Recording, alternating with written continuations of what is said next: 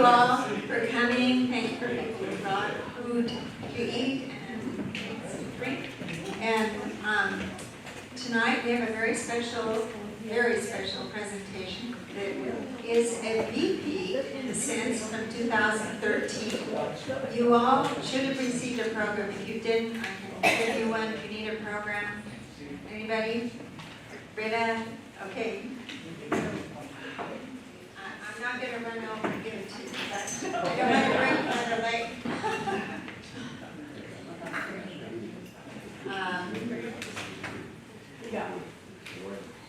I just wanted to say in the program, there's a lot of information about our presenter tonight, but if you want to write about the program, I have some pencils on top of the bar over there, and there's a space on the second page that you can take notes on if you're interested. Okay. We have there's a few of us who want to speak tonight before we start, and then we have a very special presentation by Mark and Madeline's daughter, Magdalena. And I would like for them to stand up and introduce them first anyway. Mark Bowen, Madeline Bowen, and Magdalena.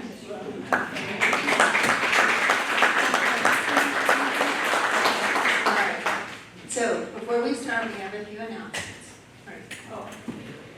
Thank you, Susie.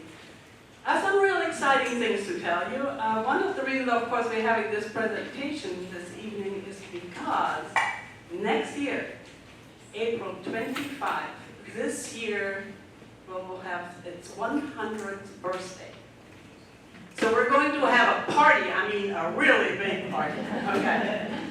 And we'll find out more about this building thing and all the exciting things that happened in this building. And we'll advertise it so that you can put it on your calendar, because I would love for all of you to come and be part of that big gala event. In order to get ready for this beautiful big gala event, we're cleaning up the house. I mean, the house is 100 years old and it has stuff. I mean, stuff everywhere. You don't realize just how many cubby holes are in this building. From the very top to the very bottom is just full of stuff. And we're collecting it all up, putting it in the big hall on the 22nd of August, which is what, 2 weeks from now? We're going to have a rummage sale. So if you want a piece of history of the TurnVerein, you come to the rummage sale. It's on Friday afternoon, from, I think from 1 or from noon to 4, something like that. 1 to 4, okay. And it's we're only letting the members and section members and their friends in on Friday. On Saturday, all Sacramento can show up and do it. But on Friday, we get first dips on all the beautiful, historic rummage that's in this building. So thank you very much, and I hope you come and participate. The other thing is that on the 1st of September, which happens to be Labor Day, I have a gift for you. A very beautiful gift. You can come to the TurnVerein, and we open the doors at 3 p.m. in the afternoon. I realize it's Labor Day, you may have all sorts of family things going on. Bring them with, because we're going to have a free concert in the hall. This big, beautiful community band from downtown Bavaria, a place called Gersthofen. 50 musicians are showing up to give us a concert here in the hall. It's my gift to you all. Okay? So show up between 3 and 3:45, because 4 o'clock sharp, there's the downbeat, and this is going to be a beautiful concert. It's a Bavarian community band, and if you've ever seen community bands in Germany, they're excellent. They don't take anybody but professionals to be able to play in their bands, and they have a lot of fun. Their members are between the ages of 17 and 73, and there's 50 of them. Okay? So it's going to be a great concert. Bring your friends, show up. Labor Day, September 1, they're starting at 4 p.m., so doors open at 3. Don't miss it. Anything else I need to say? Huh? Oh, the concert is free. We take donations, but the concert is free, and you can get a liquid libation in order to be able to even more enjoy the concert. So we'll do that as well. So come and be part of that and listen to the beautiful music. Thank you.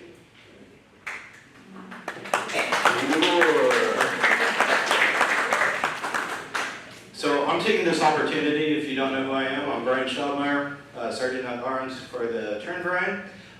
Also avid history fan of the building, excited about this 100th anniversary of the building. And I couldn't think of a better or more appropriate time to present something to the TurnVerein than tonight, because it's extremely relevant to tonight's talk. Crowd. Do we know who the architect of the Sacramento TurnVerein is? No? Not a single one. One person does. One person in this room said she found a picture of it, which I believe we'll see tonight. And from this one picture, I decided to sculpt something.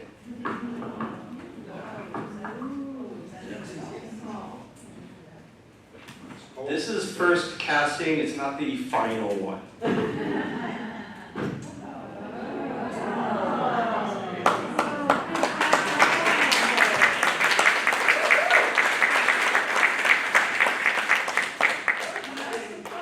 I'm going to let that soak in just a second. So you are the first, you really are the first to see this. This is F.A. Foley.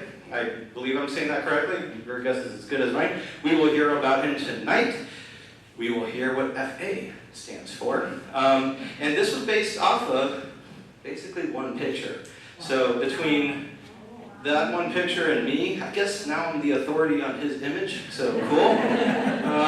But this is actually a cast resin piece of a clay original. It's embarrassing why I had to mold it, but hey, if you want a copy of F.A. Foley, I'm your guy. Anyway, so I present to the Sacramento TurnVerein, trustees, board members, and fellow enthusiasts of the history of this building, F.A. Foley.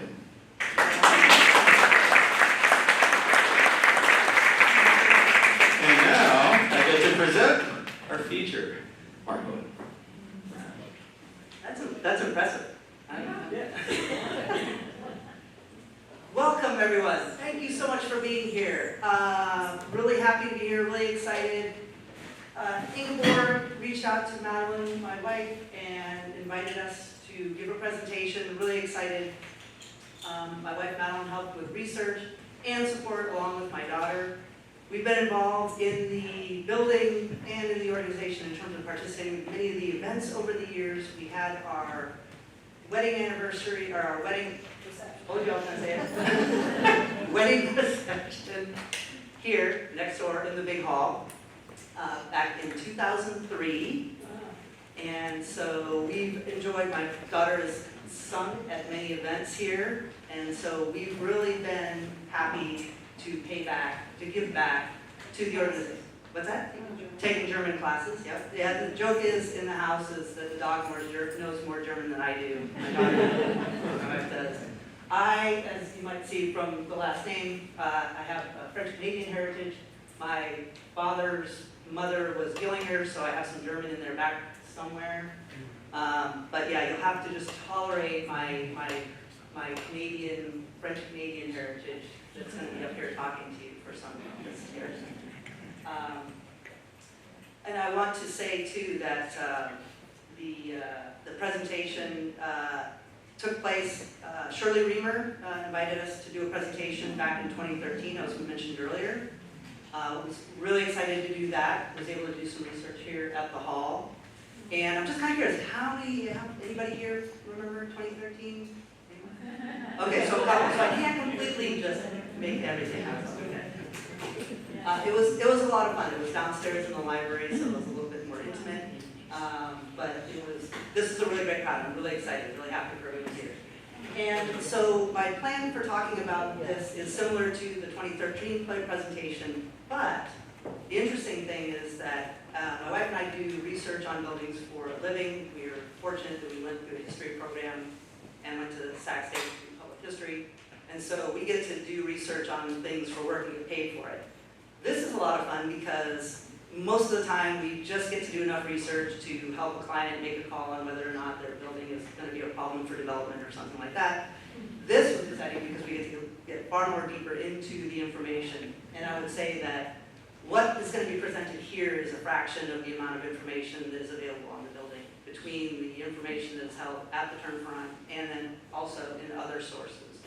So I also feel like you all seem like you're kind of interested in history and architecture, so I was thinking that it will be a little bit interesting to talk about the sources of some of the information in this presentation, to give you an understanding of how easy it is these days to be able to research properties if you have your own buildings that you're interested in, whether they be your house, whether they be a building down the street.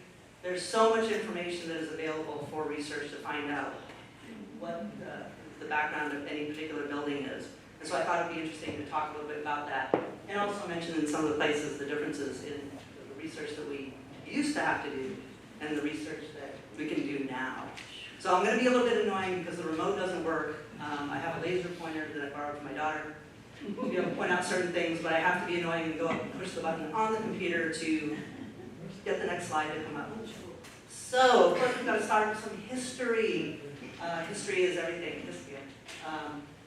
So the Turner movement started in Germany. It was the gymnastics club, Turner Gymnastics and Verein Club. And I'm going to try to avoid doing that annoying thing where you go through and read every single line on a slide after everybody's already seen it. So I'm not going to go through everything here. But suffice it to say that a individual, Friedrich Ludwig Jahn, founded the organization. It was a political movement that was also looking to incorporate physical activity into modernization of government in Germany and also creating some reforms. The idea was that the healthy populace would be better able to defend Germany.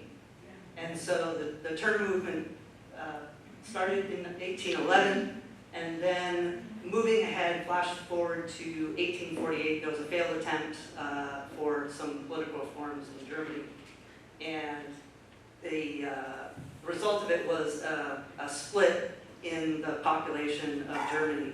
And so you had a number of progressives who were basically forced to leave Germany at that time in 1848.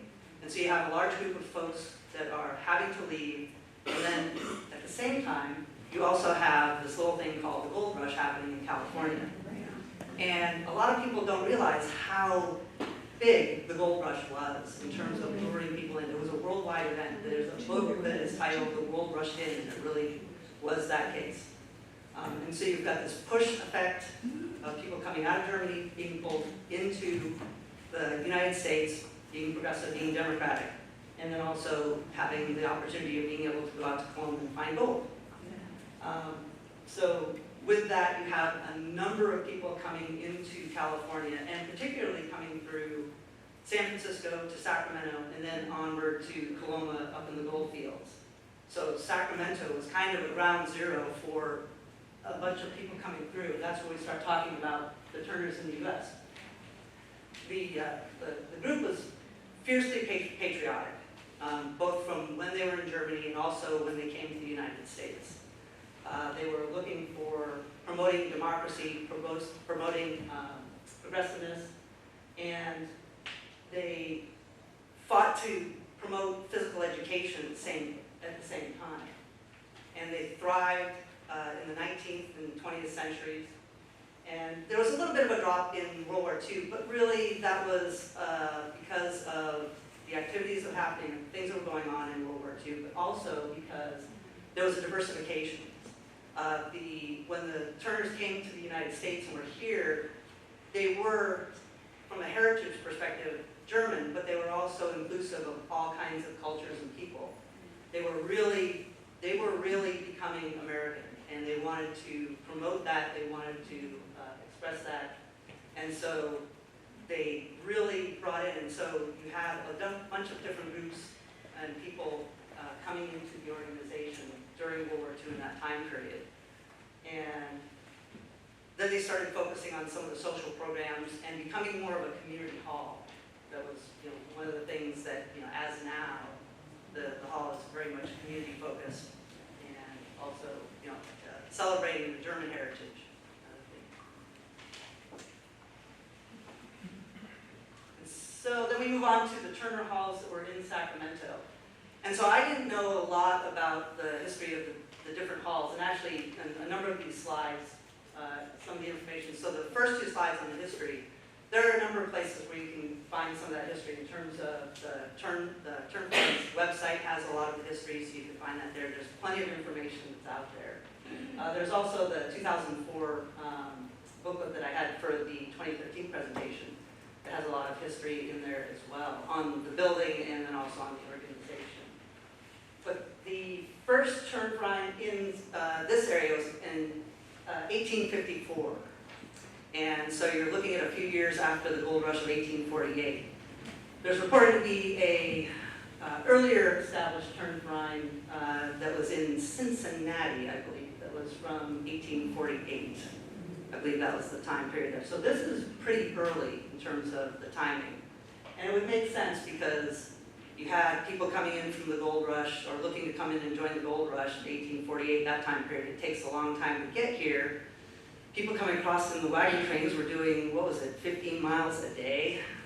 Or they had the option of going around by the, coming around the Horn or going through the Panama Canal, or not the Panama Canal, but the coming across Panama. So getting here wasn't easy at that time. So the fact that they established the TurnVerein back in 1854 is pretty impressive. And they established their first hall, so they rented space and just used people's houses at the beginning, and then they had their own hall constructed in 1859 at 912 K Street. And they stayed in that building. There's a picture of it there from 1874. The building was actually constructed in phases. The first floor was constructed, and then the second floor on top. And I'm not sure whether that was in the area that had to be raised because of the flooding that was taking place, but I believe it might have been. And so they were in that building, used that building for many, many years. And then in 1916, which is quite a ways out, they reported that they were going to be selling the building and then purchased a property at 17th and J at the northwest corner. It's an empty lot now. It's kind of by the Target that's on J Street there, those things there. And so that was going to be their new hall. That's what the newspapers were reporting. And the thing to talk about the Turner organization is that they were very, very public-facing.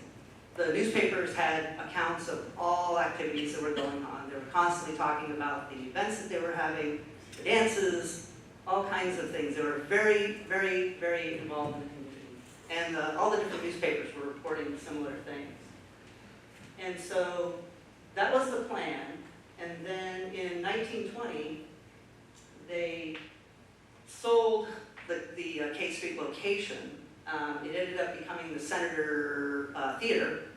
And that building is still there. It looks somewhat similar to what it was when it was the Senator Theater.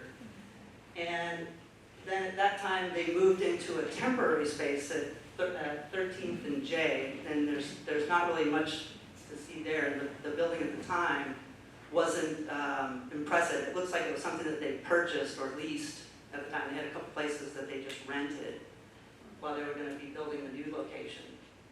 And then in 1924, they ended up selling the lot at 17th and J. But the record isn't totally clear on why they ended up selling it after they were saying that they were going to be using that for their new location.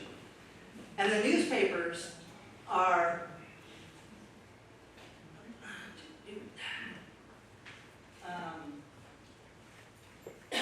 so the things that were going on. Did I miss a slide? No. Okay. So kind of looking at the history, the context of what was happening at the time during this sale of the property was World War I had concluded in 1918. So it was relatively fresh. It's akin to the time that's passed since the COVID lockdown. So that was about 6 years ago.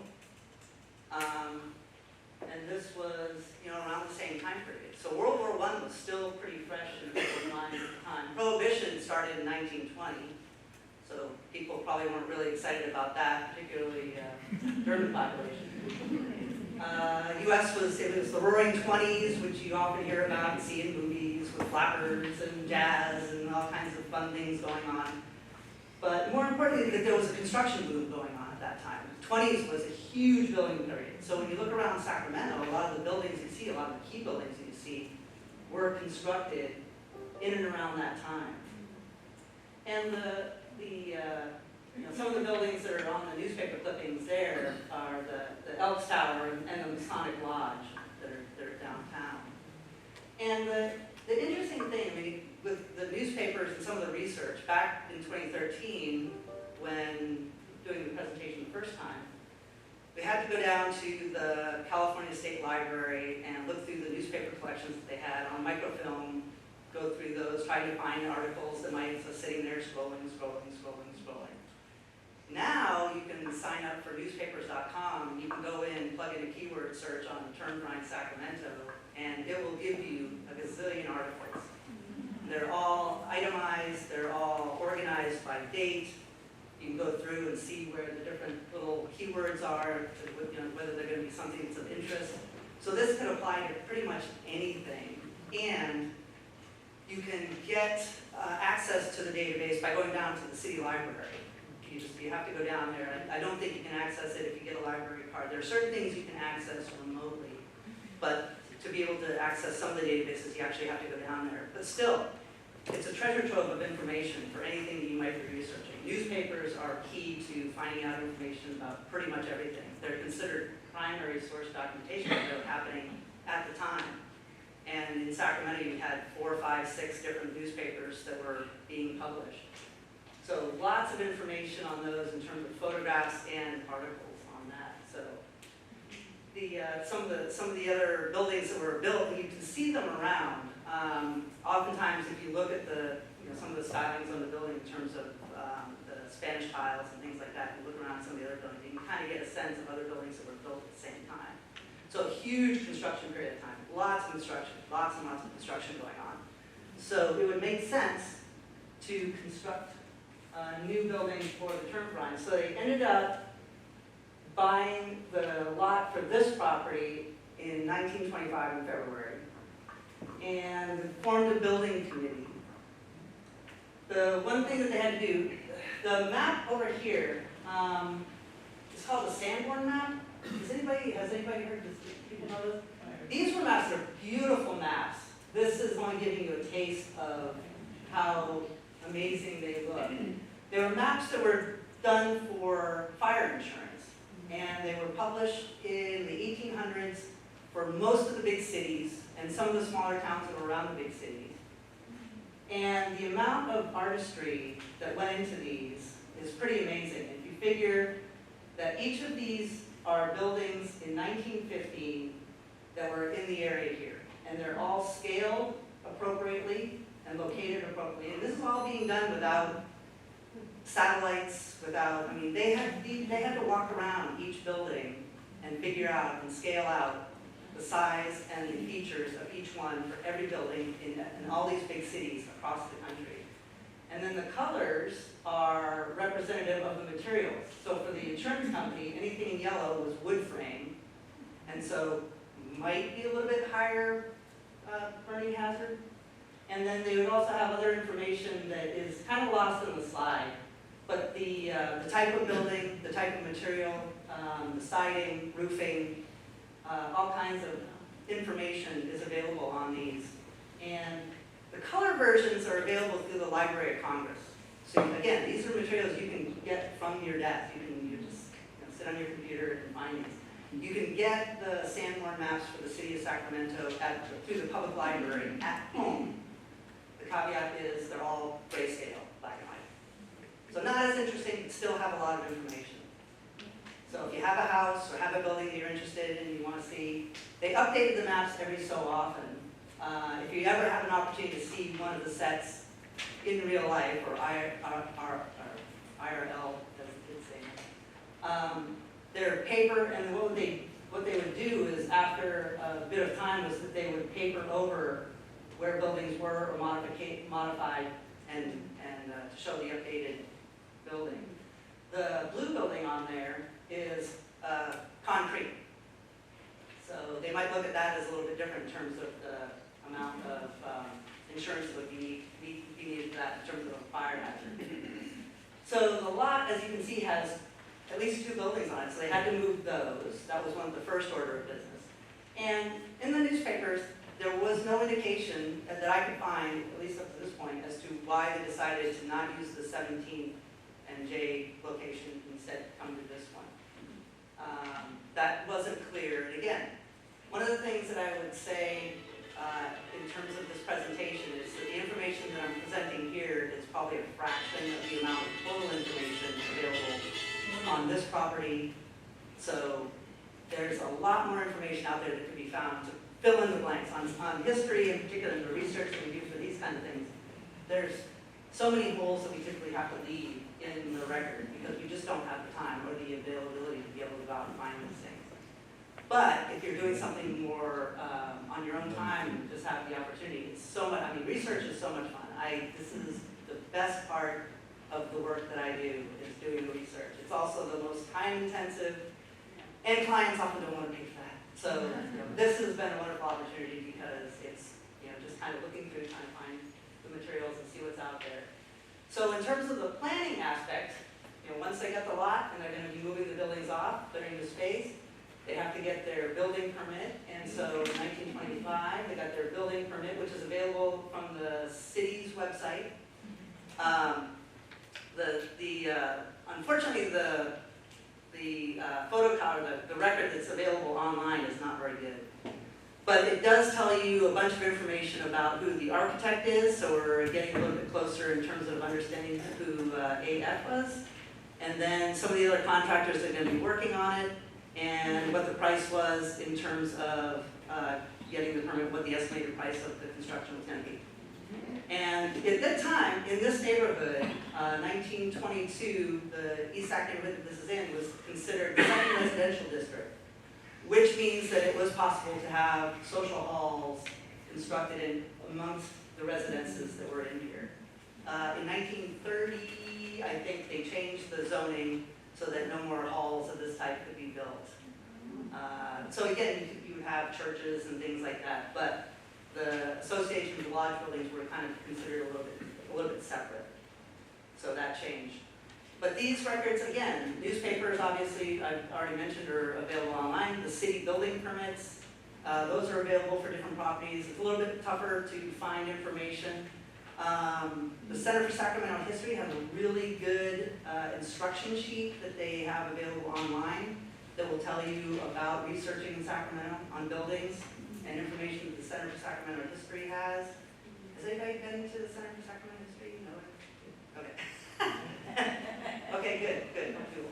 It's out on Richards, so kind of like North Sac area, north of the rail yards there.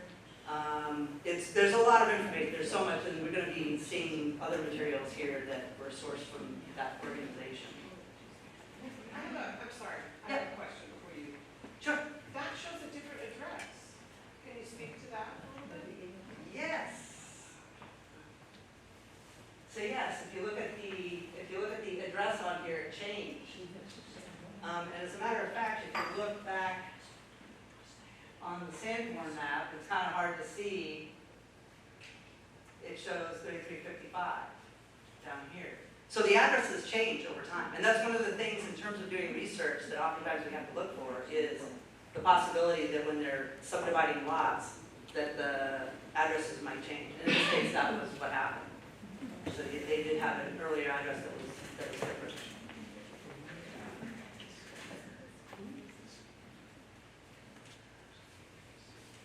So here we get the final answer on who the architect was. So Frederick Archer and Sandy, I only saw it come up in one newspaper that indicated his nickname, so I don't know how much he used it. And in terms of the pronunciation, whether it's full, Not sure. There's nothing that has been found that would say what exactly the pronunciation was. He traveled around, he lived in Philadelphia, he came through San Francisco, worked there for a number of years, and then came to Sacramento and lived here for about 20 years. And he was very, very, very local focused.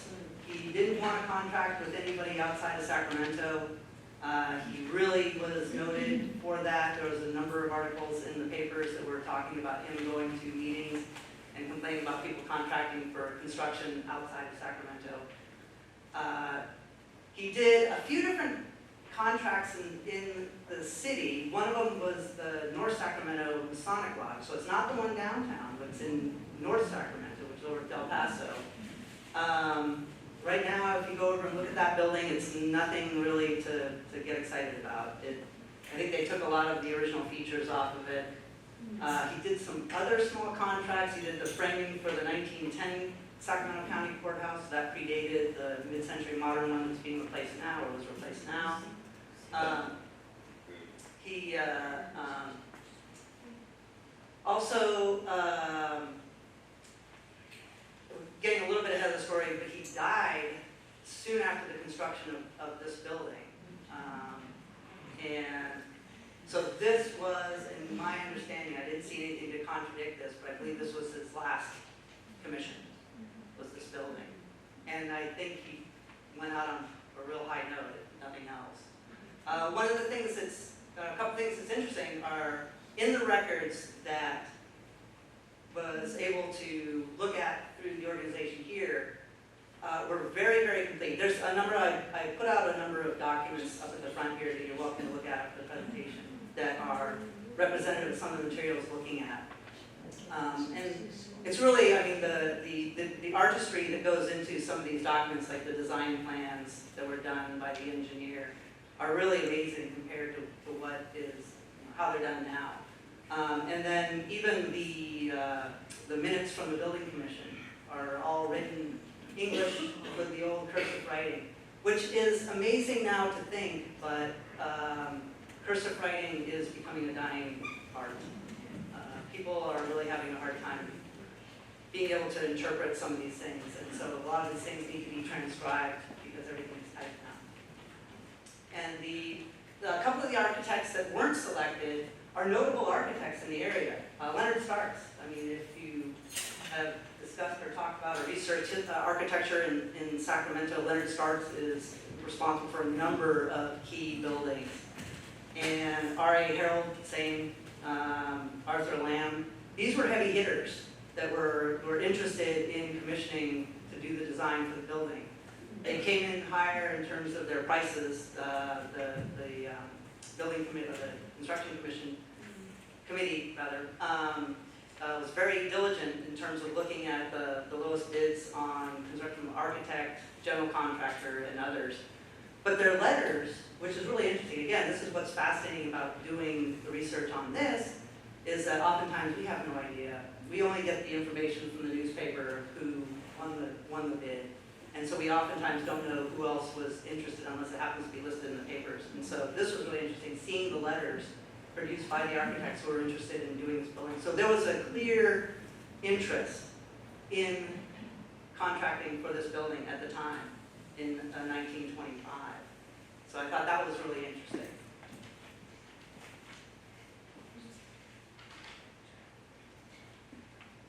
And so building the hall, the cornerstone ceremony was in October 25th, 1925. And this photograph here came out of the 2004 booklet. And there's a number of people that are in the photograph, and there are a number of people that were listed as attending the ceremony. The only thing that I can tell you at this point, looking at the photograph and looking at the newspapers, is the architect is right there, Arthur Pohl, and you can kind of tell he's not looking, he's definitely looking a little tired at the time. So, you know, kind of comparing the bust to, you can kind of pick him out, but The mayor of Sacramento is right there, and then a number of other dignitaries, and then there's, I think it's interesting, there's a child that's kind of peeking around the corner up there. I'm not sure who he is. And the other thing that's interesting about this photograph, and I mean, my understanding is the photograph was sourced from the collection here, but I wasn't actually able to get my hands on that. But the construction is going on in the background, so you can kind of see where the steel framing is being put in. And then there's a placard here of the architect's name, company there. And the people that were associated with the construction are Charles Peterson, contractor, and we'll talk about some of these folks in a little bit more detail, but you had brick contractor, lighting contractor, you had, the Gliding McBean, which, that's one of the ones that a lot of people know.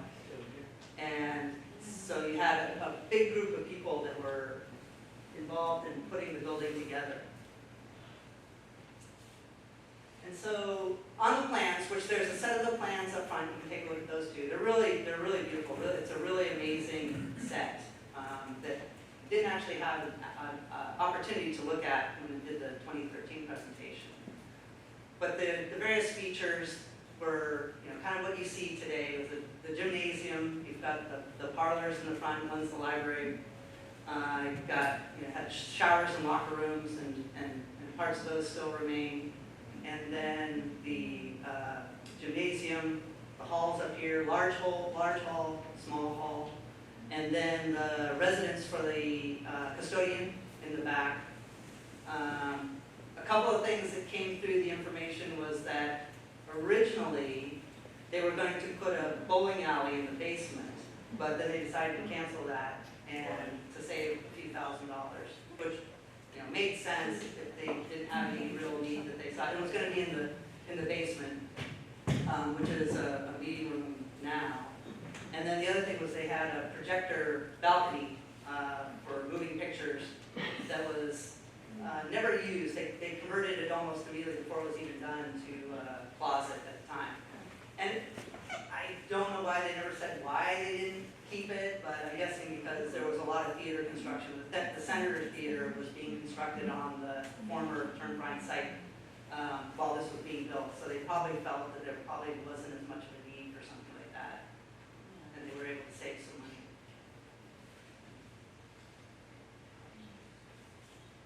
And so looking at the plans, this is just one little piece of the plan showing this is a cut, a bisection of the building, kind of looking from the front to the back. But this is the stage here, showing all of the plaster work around the stage, the vents, steel framing, and then the custodian's residence there. And then this is showing where the bowling alley would be underneath in the basement, and showing where the flooring, the gutters for the balls there. And I'm guessing these would have been the German-style bowling with the smaller balls, candlepins,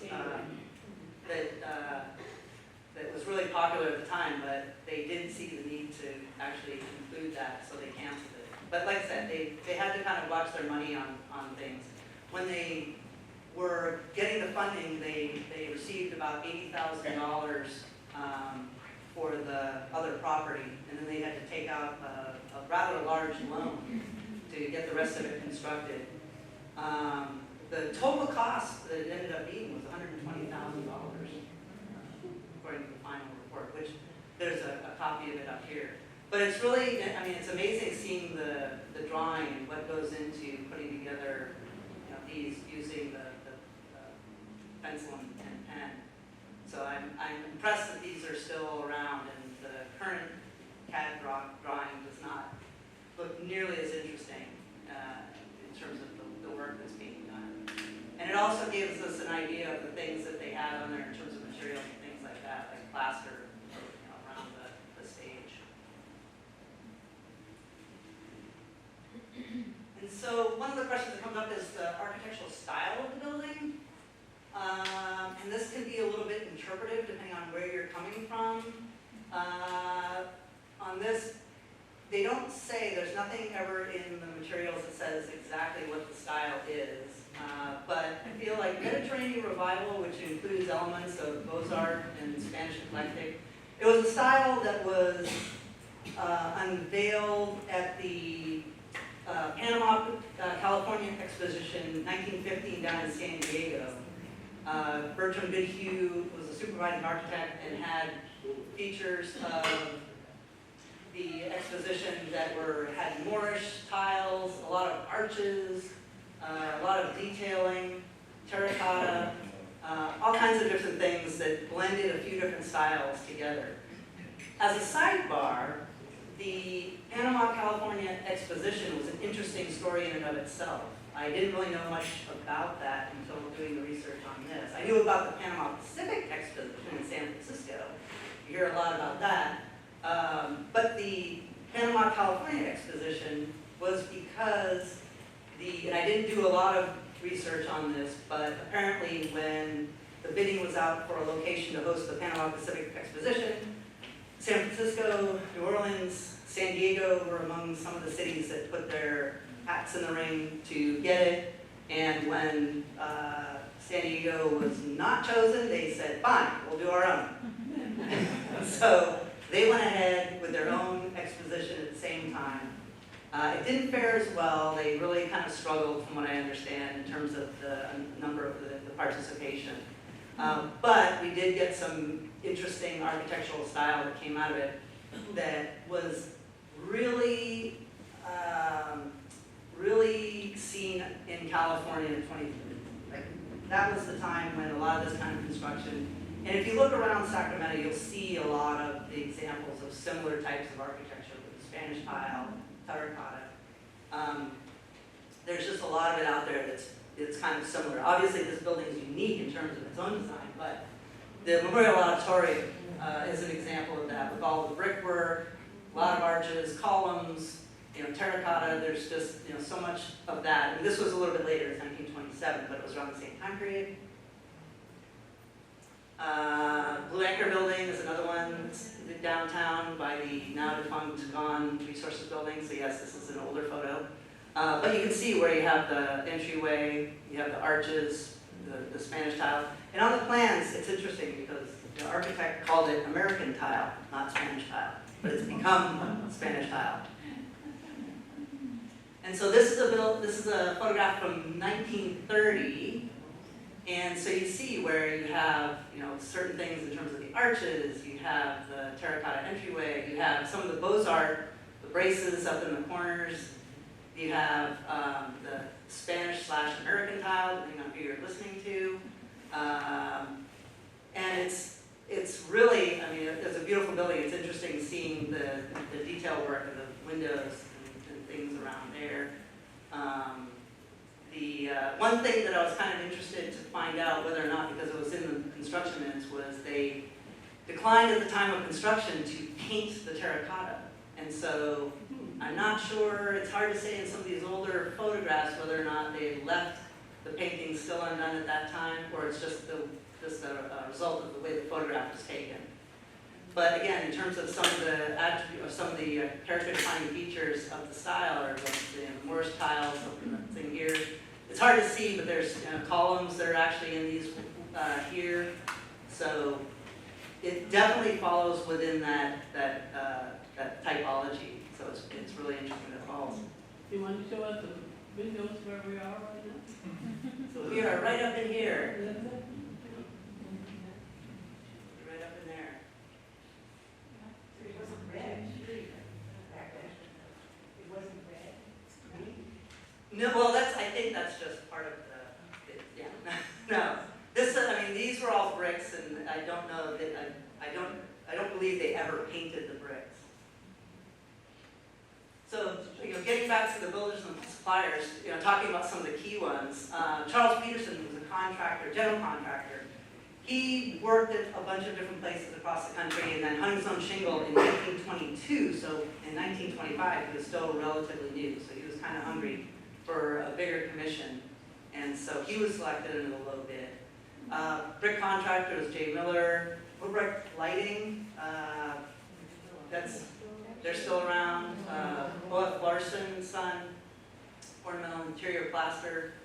So we've got a few different people that will talk a little bit more about. So one of the interesting things that was part of the construction was the stage lighting. And again, it's one of those things you don't necessarily see on the day-to-day, even as you come to the events. Some of the lighting on the stage that was built in is called foot lighting that runs along the front. There'll be a picture coming up here. But the Bigelow brothers, they were founded in New York City. They actually came up with a light called the Bigelow light, which was like an early spotlight. And I think they were responsible for the coining of that term, but I couldn't get a verification on that, whether that was actually the case or not. But they really did do a lot of business in the LA area from the motion picture industry. They started out in New York, but then they ended up moving the office out to California. And the information on that, this is a plaque that's in the stage that you wouldn't necessarily see unless you're going up on the stage. That was the indication of who was the contractor for these lights here. And so the lights, they pop up, you pull them up to the side here, and then you've got bulbs that go down the line there to light up the foot area here.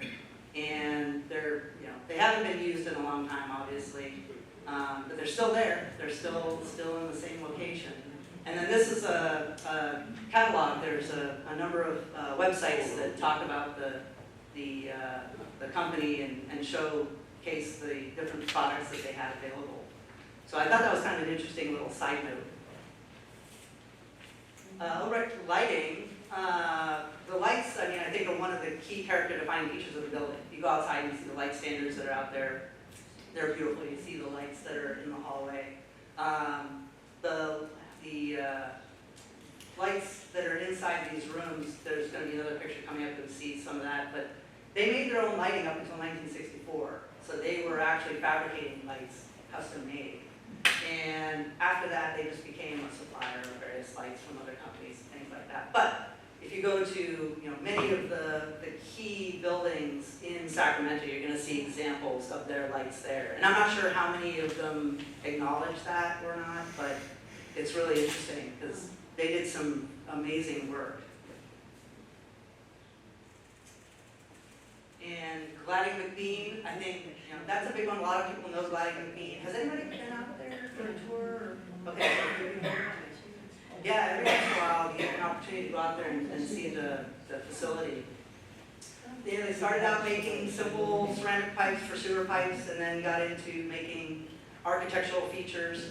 And the collection of materials at the California State Library. Has anybody been to the California State Library? Okay. Yeah, if you get an opportunity to go to the California State Library, you go to the California room.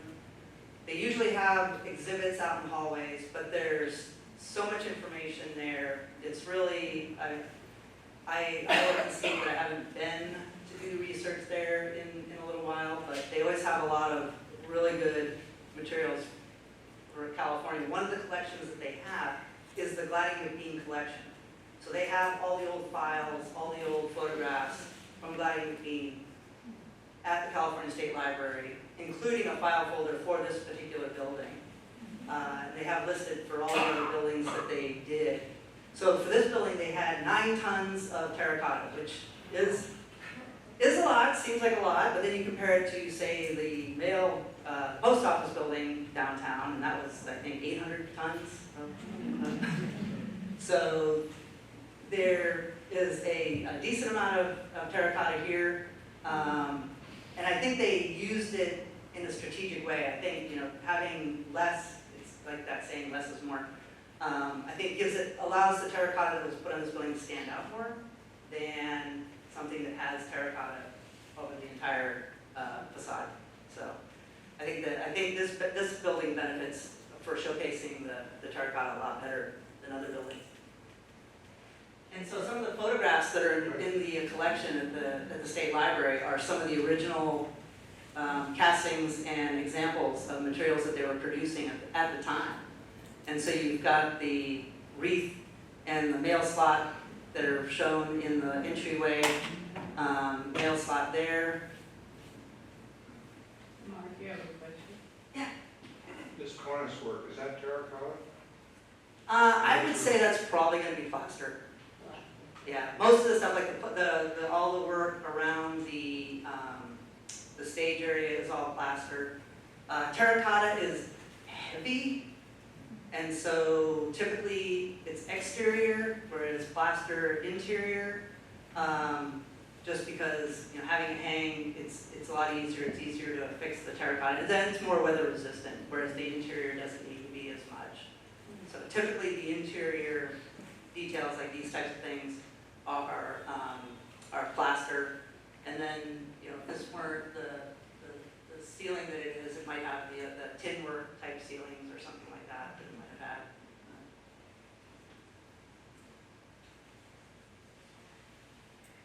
And so this is the keystone that's put at the very top of the building there. And then the columns that they have in here too. This photo shows all of the decoration around the entryway. The interesting thing here is that the compass rose shows up in the hallway for the light that's hanging when you come in the door. It's a popular theme in many architectural designs. The other thing that is also very popular are these reed bundles that are on the side. They show up in a number of different examples. They're called fascades. The design originally comes from the standards, the pole standards of reed bundles that the Roman legions would carry before them. And they show up on architectural details, on military bases, in a number of different things. So it's not surprising to see them here.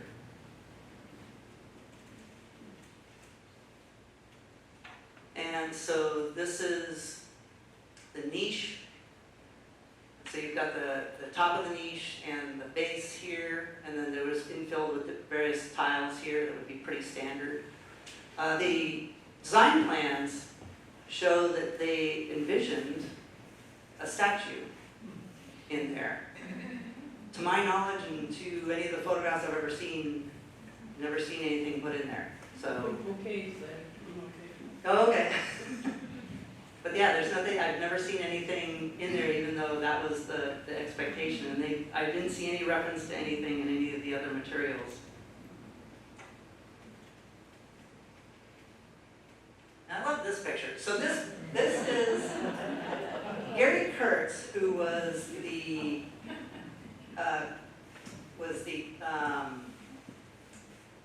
he led the California State Library Commission.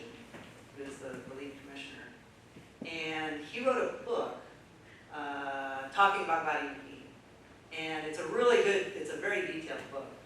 And I thought it was interesting. I didn't show the picture from the collection because it's shown in here, I think, quite well transposed with a model of the gliding beam company that doesn't, I think they took some liberties with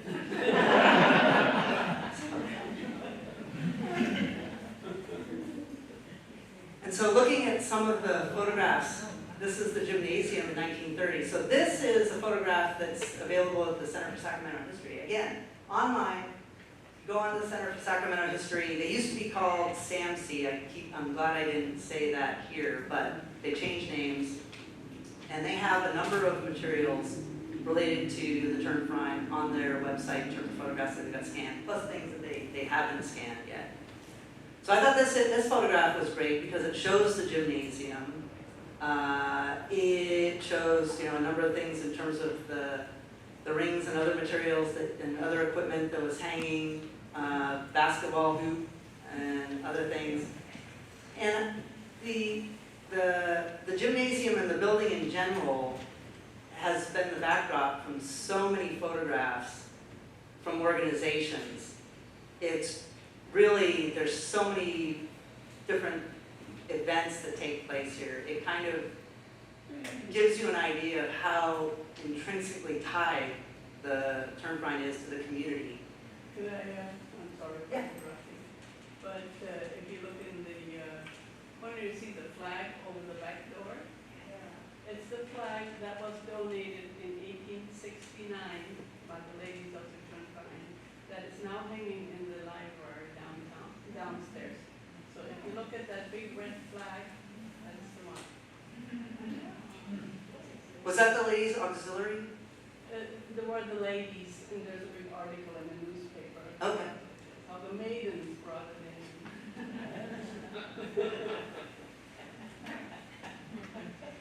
No, it's an amazing picture. Yes. And so this, I believe, is the hall across the way. Yes. I was trying to make sure that I was looking at it in the right way, but I feel like that's, and I'm not sure what the decorations, but what I want to point out is the lights that are in here that were Hobart lighting. Definitely more Gothic. Probably just a victim of wanting to find something that wasn't as maybe dark when some changes took place. I'm not sure. I never saw anything that was talking about any of the lights being changed or anything like that. I'm looking. But this is the ODHS, is the Order der Hermannsons. So it's the Hermannsons having the loge number 11. That's still in the lodge. So the lodge, this is the lodge hall. So the Hermannsons still meet here. Okay. And they're still part of the lodge number that is still meet. Yeah, there's another picture coming up that has them in the front. Oh, wonderful. So this is a photograph around 1848. So I think it's interesting that there's the neon signs for beer signs in here. It's pretty interesting. Yeah. Yes, we'll be talking more about the bar. But it's really, I think it's a really neat photograph. Looking at all the architectural details and looking at the residences that were next door at the time. And I'm sure the air conditioning got to work out trying to cool this place down. This photograph I thought was nice because, to my knowledge, I haven't seen much that shows what was on this side of the doorway. So it was another niche and wreath motif. This building over here was a residence that was built in front of the other one that got moved to that parcel. It looks like, to me, by at least 1948, it's looking like, judging the contrast, that there was some painting that had been taking place on terracotta at that time. So someone must have done something, I believe. So this is the Sanborn maps again, 1950. So previous one was 1915. This is 1950, and now you can see where the neighborhood is filled in with all kinds of apartments. And here's the building that was over here. Now it's over here. And I was able to find a building permit that was proof that that's what happened, that they moved it over here. So now you have the correct address. This has been changed over here. So this, in terms of the color code on this, is brick.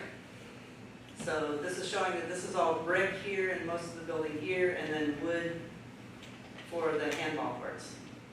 And then all the other buildings around, with the exception of this one, which is the concrete, are all wood frame. And then here, there's a large space that is now the parking lot. One of the documents that was in the records was a document where the building commission, or the building committee rather, basically said that they wanted to formalize a document that would say that they would not build, and this is in 1925, they would not build a building that would be a nuisance to the neighborhood. have no idea why they would have to put the language in of being a nuisance. But they filed paperwork that would say that that's what they were not going to do. The Sanborn maps are really, they're really, so the building that was in that previous picture, that was in 48, has now been covered over with the paper as I was talking about. So that got demolished, and the building that was moved over is still there. So it's a little thing, but I think it's interesting information, and I think that these Sanborn maps are fascinating, especially if you get to see the colored versions. So this is the, yeah. And again, this is where you really do see where the building has become a part of the family. It represents the organization, it's in the background, it's prominently displayed. The photographs are taken either inside or outside. It really has become a part of a deeply important part of the organization. The signs that are in the windows over here for the bar are saying public welcome. So I thought that was interesting. So I'm guessing, without knowing when that door went in, that's on the side, I would think it might be around this time here, but I've got some other thoughts on that. And I think that's it for that one. So this is just showing a photograph of the building now, more of a more current photograph. And the interesting story here is, when I was putting together the presentation and realizing that many of the photographs that I had were old, I decided I needed to come out and take some more photographs. And so I just came over and started walking around and taking photographs. Took some pictures of the niche and some others and things like that. I wasn't here but about 5 minutes when Ingeborg came out and said, "Can I help you?" It's like, oh, sure, yeah. I resisted the urge to run away. But it was really nice because then I had an opportunity to kind of walk around the building and look at some other things too, which was really nice. But I was really impressed that you were on top of you. You didn't let me walk around very long before finding out what skullduggery I was up to.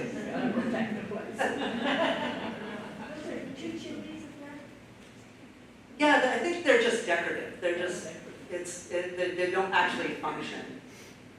I think they're more just the style in terms of, kind of creating more of a presence in the front. But the building, with the exception of the windows that have been replaced, and even the arch windows at the top are still intact, there really hasn't been much of a change. I mean, the historic integrity, as we call it, is intact in terms of the materials, the design. Everything has been retained to a very, very high degree. And so this is actually, you can see this is an older photograph, but I just wanted to point out the light standards because I think the lights, along with the terracotta, the whole front, it's just a real wonderful work of art. And then looking at the interior, you see some of the wood spindle work that's done in the transom above the doorway. And in some of the other photographs, they have writing, and I have not been able to make out what it is. Or do you know what?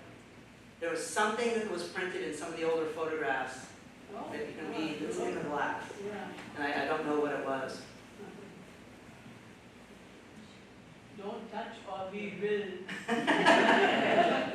And then this is getting back to the plaster, so some of the rosettes that are in the walls down in the hallway from O.F. Larson and Son. O.F. Larson and Son too, the other thing that's interesting was that they were from San Francisco.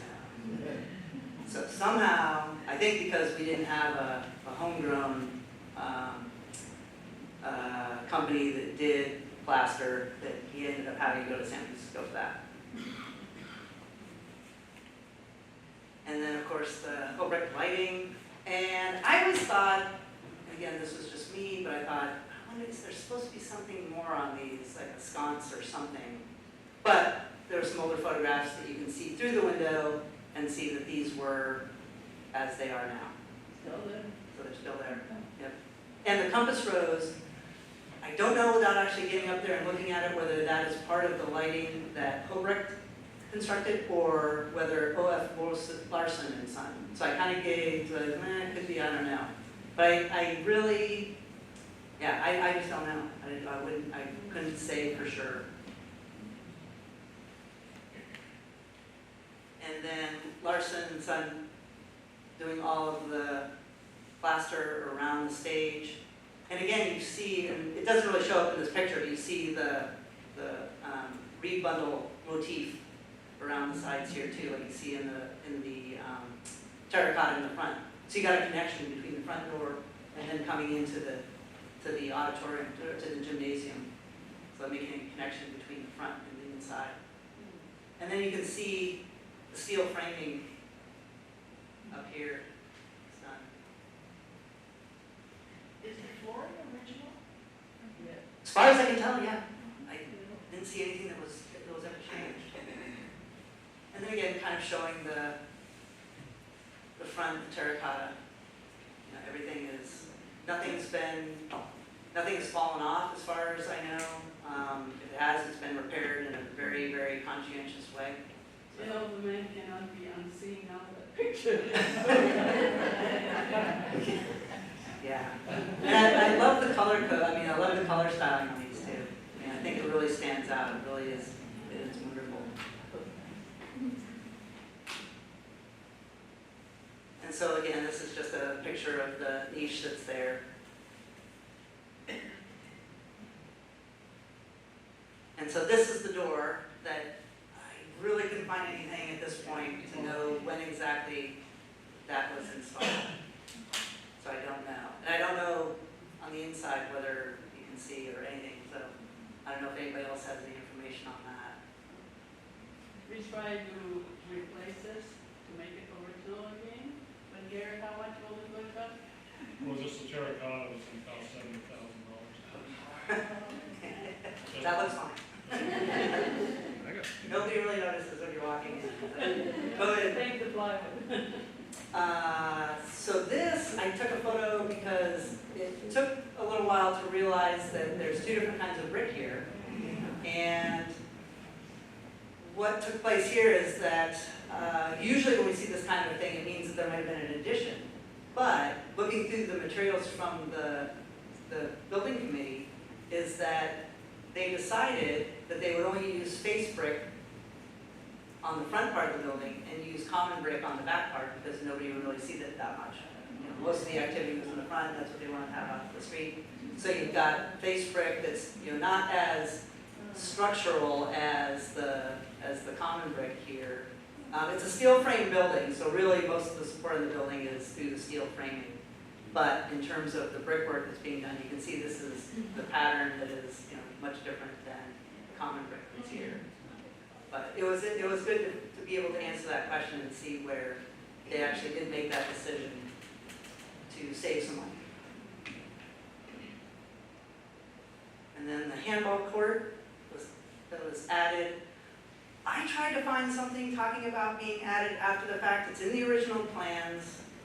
I didn't see anything in the building committee records that said it was not going to be constructed at the original time. Everything that they talked about seemed like it was constructed. So from everything that I've seen so far, it was constructed at the time during the original, in 26. Yeah, it was. It was constructed at the same time as the buildings and stuff. Yeah. Okay, because I saw something somewhere that said it was, that the courts were added in 28, unless they were talking about something that was outside the building, like an exterior handball court or something. I don't know.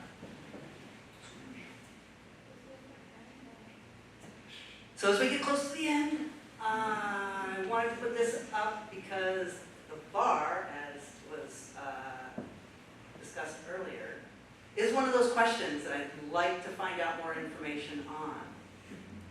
This ad was the very first bar ad I could find in the newspapers, 1958. So I thought, okay, I've heard about people talking about the bar being there in the 70s and 80s, but it looks like it was there before. then digging a little bit deeper, going through the city records, I found a couple of interesting pieces of information. So one was in April of 1933, the TurnVerein applied for and received a permit for a restaurant and bar at this location to serve non-intoxicating alcoholic beverages. Which I thought, that's kind of a bummer. So then I had to, of course I had to do a little bit more digging. Okay, I need more context. What's going on? What's going on at this time? So FDR is elected and takes office in March of 1933. His platform was get rid of prohibition. He realizes that it's going to take a while, unless he can get Congress to just say, well, let's just allow alcohol that's non-intoxicating. Because prohibition said you couldn't be intoxicated.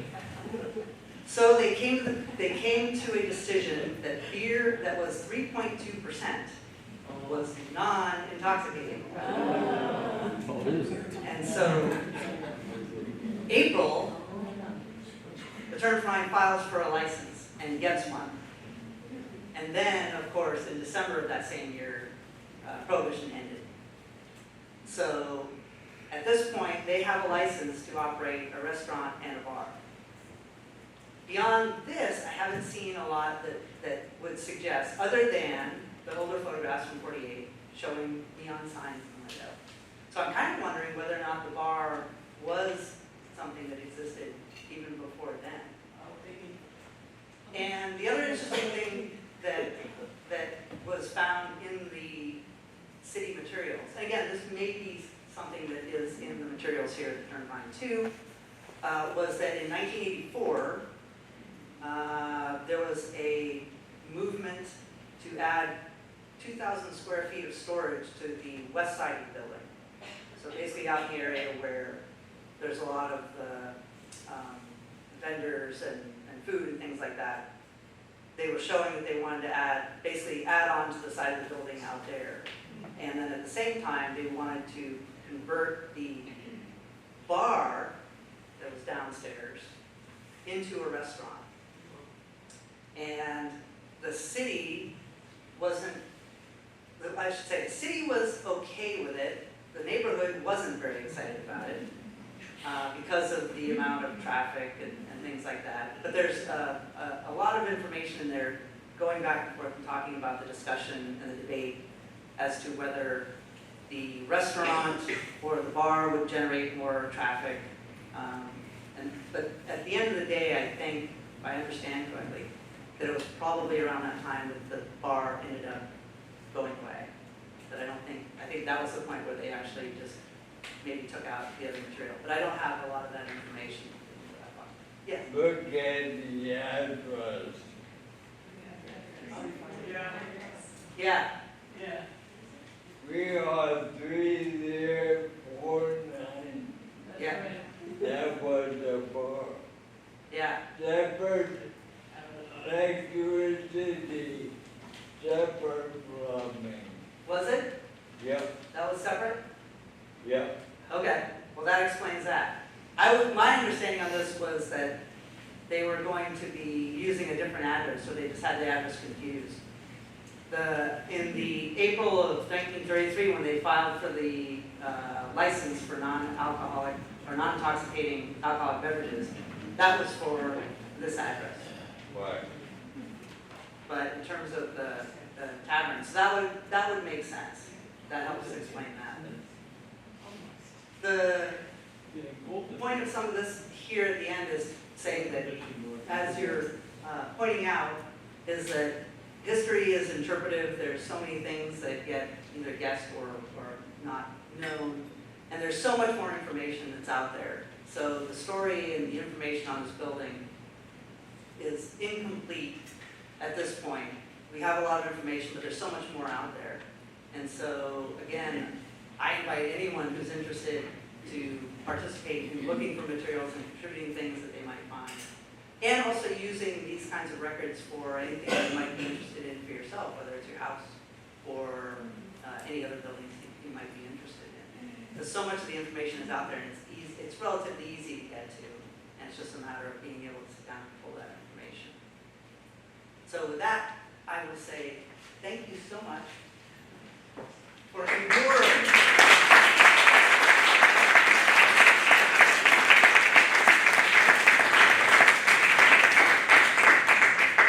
I wonder if TurnVerein can put something on the website where people could contribute their new information. That's a very good question. That's a very good question. Principally, yes. Because I really do feel, I mean, what the new phrase is crowdsourcing. But I feel like in terms of photographs and people's experiences here, taking photographs or having family or participating in the events, there's probably a lot of material out there. So, I don't want to steal your thunder, but thank you. I'm sorry, thank you. Yeah. There's so much information about this building that even I don't know, and I've been here 25 years. But this is a very interesting comment you just made. If anybody here has any information or pictures from way back when your parents and your grandparents and whoever was here participated in anything, I would love to see these pictures, especially if they show a part of the building, don't you think? I think that would be wonderful. Yeah.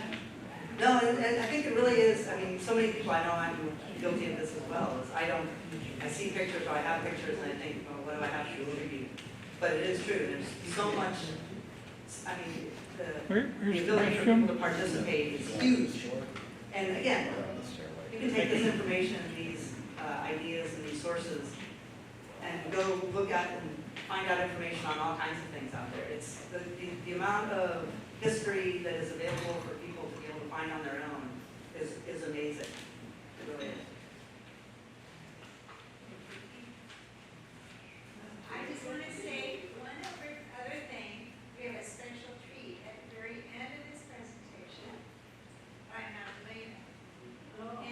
But, Mark, I have to say, in my next life, I'm going to be an architectural designer. Thank you so much. It was fabulous. Yes.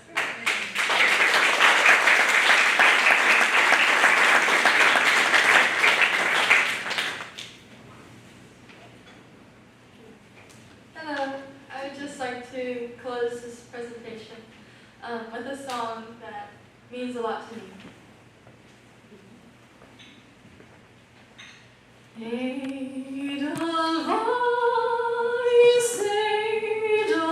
Edelweiss, every morning you greet me, small and white, clean and bright, you look happy to greet me. Blossom of snow, may you bloom and grow, bloom and grow forever. Edelweiss, Edelweiss, bless my homeland forever. Blossom of snow, may you bloom and grow, bloom and grow forever. Edelweiss, Edelweiss, bless my homeland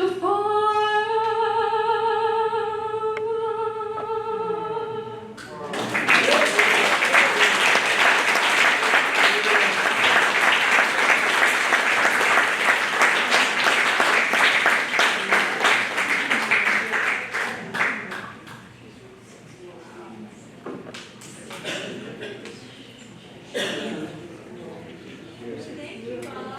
Stay and enjoy. Drink here, talk, have a good time. We have our And next. ask Mark lots of questions. Yes.